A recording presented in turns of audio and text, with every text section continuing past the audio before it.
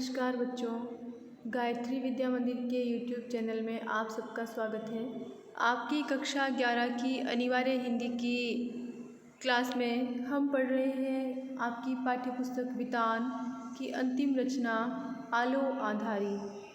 हमने पढ़ा था इसके पिछले वीडियो में कि बेबी हालदार के बाबा आते हैं, उन्हें अपनी माँ की मृत्यु का समाचार, दुखद समाचार मिलता है, बहुत दुखी होती है।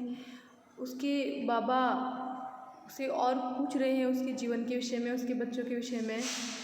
बाबा ने पूछा, तेरा बड़ा लड़का कहाँ रहता है?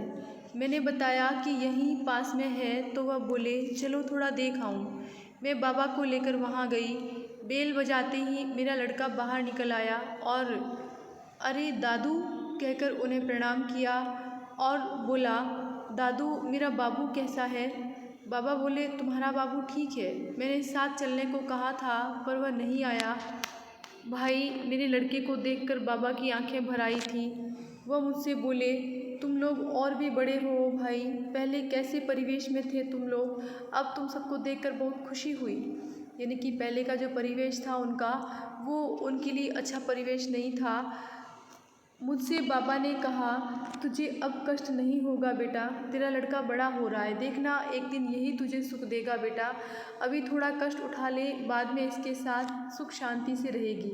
मेरे लड़के से बाबा बोले, दादू भाई ठीक से रहना, और इतना कहकर मेरे साथ लौट आए।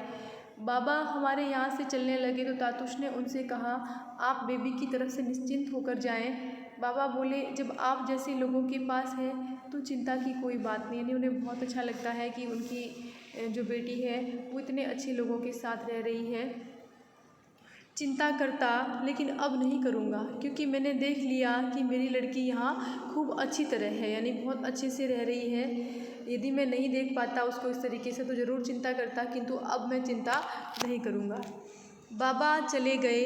उन्हें कहीं से पता चल गया था कि मैं कुछ लिख विख रही हूँ। सुनकर वह बहुत खुश हुए थे। जहाँ पहले वह मेरी कोई खोज खबर नहीं लेते थे, वहाँ अब वह जब तक फ़ोन पर मेरा हालचाल पूछने लगे।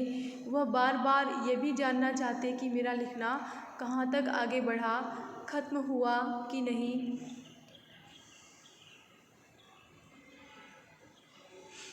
वह मुझे अपने यहाँ आने को भी कहते और साथ में यह भी कि यदि मैं रुकना ना चाहूँ तो लौट आ सकती हूँ, मेरी जाने की इच्छा नहीं होती। बाबा के जाने के बाद कई दिन मेरा मन बहुत ख़राब रहा। मैं पछताती कि मेरी माँ मर गई और मैं आँखों से उसे देख तक नहीं पाई। मुझे बाबा के गिरते स्वास्थ्य को लेकर भी चिंता लगी रहती। उसके बूढ़े पिताजी का स्वास्थ्य दिन दिन जो गिरता जा रहा था, उसके लिए भी बेबी चिंतित रहने लगी। इसी बीच जेठू और शर्मिला दी की कई चिट्ठियाँ भी आ पहुँची थी और उनके जवाब देने की चिंता अलग से लगी रहती।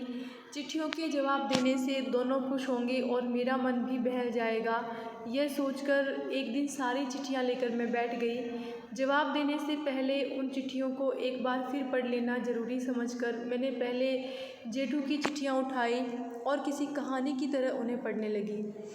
तातुश ने तुम्हें शब्दकोश की मदद लेने को ठीक ही कहा है, मेरी भी यही राय है। कौन कह रहा है? जेठू की चिट्ठी बेबी पढ़ रही है, जिसमें बेबी को तातुश के द्वारा शब्दकोश की मदद लेने की बात का जिक्र किया गया है जेठू के द्वारा। और कहता है जेठू की मेरी भी यही राय है, तुम्हें यही सलाह है कि तुम शब्दकोश का प्रयोग किया करो लिखते समय। चिट्ठी लिखने में भूलें तो होगी ही, लेकिन क्या इसी से तुम चिट्ठी लिखना बंद कर दोगी? क्योंकि लेखिका का ये मानना था कि उसे अच्छे से चिट्ठी लिखना नहीं आता, तो वो बहुत कम चिट्ठियाँ लिखती थी। तो इसीलिए जेठू क्या कहते हैं उसे कि चिट्ठी में भूल होगी, ये सोच करके तुम चिट्ठी लिखना बंद कर दोगी क्या?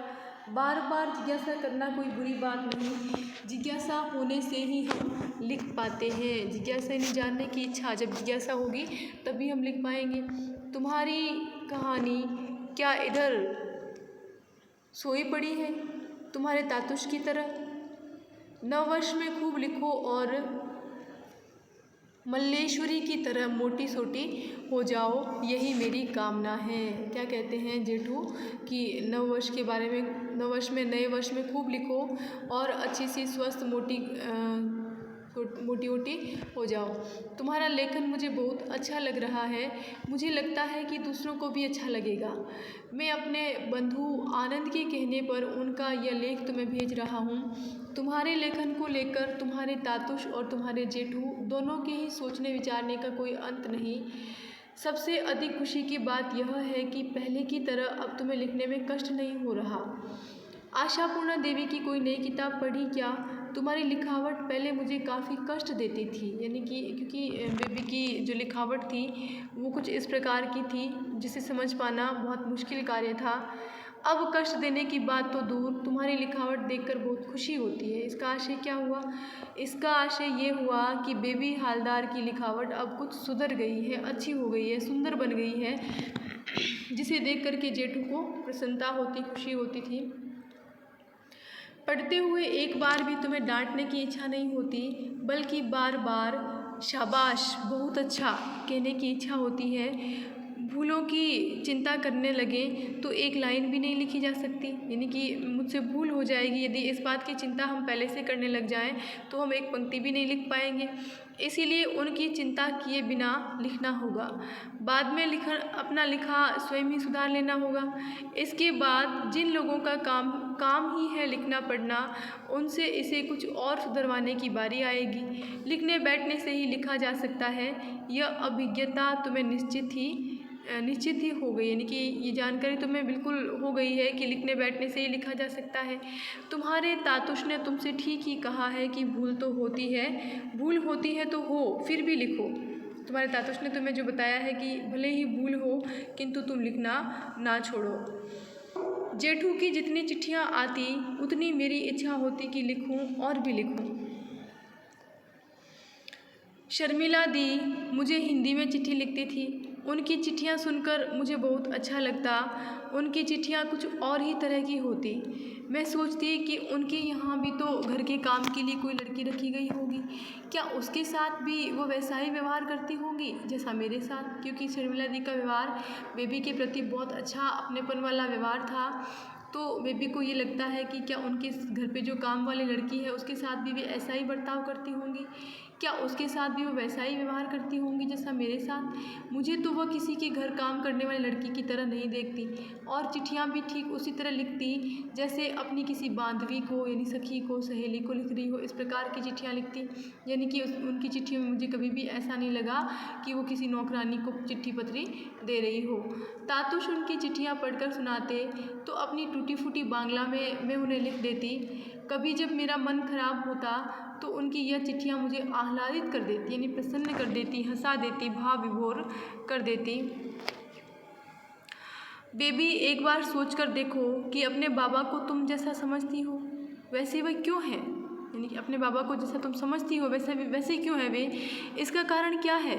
थोड़ा उनकी तरफ से भी सोचो कि जिन्हें तुम माफ़ भले ही ना कर सको, बेबी जो हमें अच्छे नहीं लगते उन्हें भी माफ़ किया जा सकता है और शायद वैसा करना ही भला है, यानी वैसा करना ही अच्छा है। यानी कि जो हमें अच्छे नहीं लगते उनको भी हम माफ़ कर सकते हैं और ऐसा करना ही श्रेष्ठ है।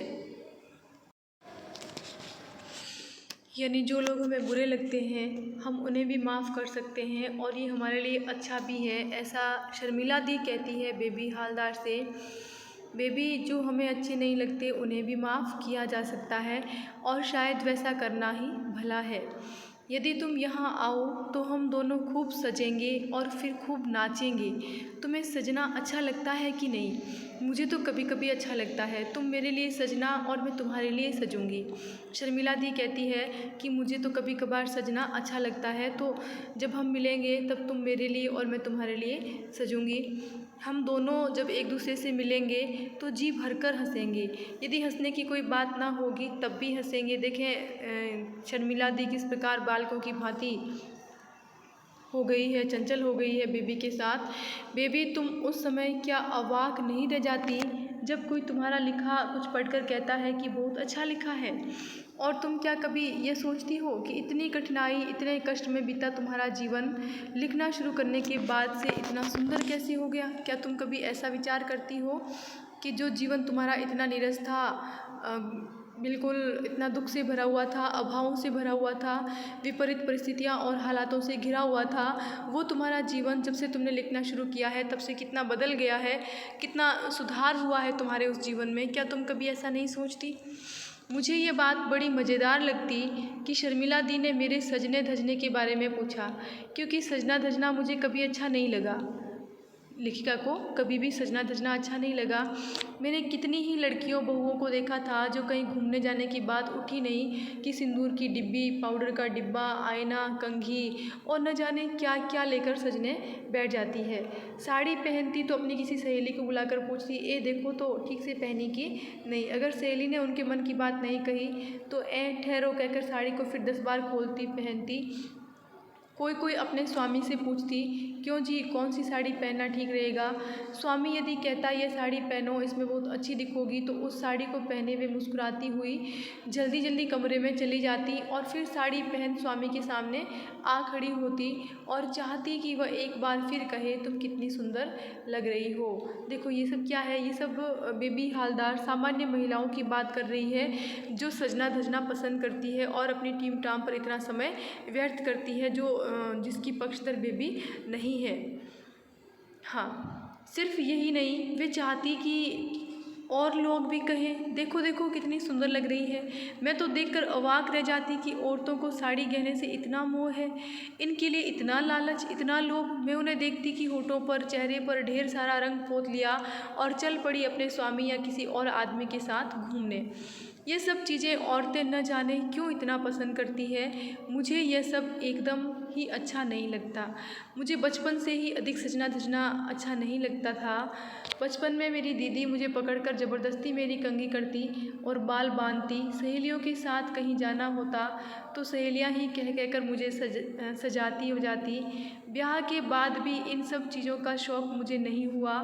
कहीं जाना भी होता तो बस जैसे तैसे कंघी कर मांग में सिंदूर लगा चल पड़ती। इस पर भी पाड़े यानी मोहल्ले की आसपास की औरतें मुझे देखकर जलती। वे अगर अब मुझे देखती तो और भी जलती और इसको उसको बुला आपस में खुसर फुसर करने लग जाती, क्योंकि साड़ी की जगह मैं सलवार सूट जो पहनने लगी थी, यानी कि बेबी हालदार ने अपनी वेशभूषा बदल ली थी, साड़ी के स्थान पर सलवार सूट पहनने लगी थी।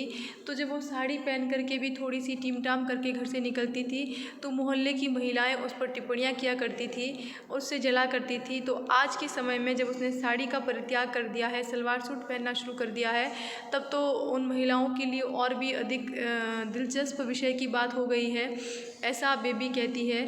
तो आज के वीडियो को हम यहीं पर ख़त्म करते हैं। इसके आगे बढ़ेंगे हम अगले वीडियो में। तब तक के लिए धन्यवाद।